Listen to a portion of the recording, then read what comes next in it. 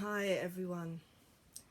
So my name is Jumana and I was looking forward to coming to Stoke for the 100 Kites Festival, and because of the lockdown that didn't happen. So I'm sending a few of the stories that I was going to tell on the day. And this is a story that begins long, long, long ago. Once upon a time, long, long, long ago, when all the world was new and all of creation could speak, the north wind once said to the sun, "Look at you, shining there in the sky. You think you're so powerful, you think you're so strong. You take your place there in the sky. But let me tell you something, you are not as strong as me." And the sun looked at the north wind and said, "Really? Is that so?" And the north wind said, "It is so, and let's have a competition. And I will prove it to you that I am 100, 1,000 times stronger than you could ever be." And the sun, glowing, shining, said very well and agreed. And so now the north wind, with all his bluster and huff and puff, looked down on the earth and saw a man walking along a road, over some hills, through a town. And the man was wearing a cloak. And the north wind said to the sun, "Listen, I know what we'll do.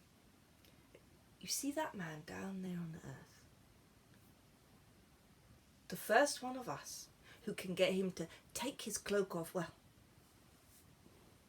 they will be the winner." And the sun agreed. "Very well," she said. "Go ahead." And so the north wind began to do what the north wind does best. And the north wind began to blow and huff and puff and bluster and sent a gale down upon the earth. And the trees began to shake and the leaves began to fly off and the birds huddled down onto their branches. And the chimney pots were blown off and flower heads were blown off their stalks, and the water was whipped up into churning waves. And the man walking along the road, all he did was pull his cloak tighter around him. And when the north wind saw this, the north wind blew and blustered and huffed and puffed even more, but no success. No success. With every puff of cold wind, with every bluster, the man just pulled his cloak even tighter around him. And so now the north wind was all puffed out,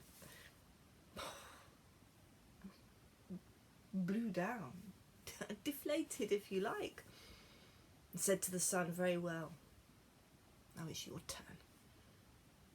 "Okay," said the sun, "very well, my turn it is."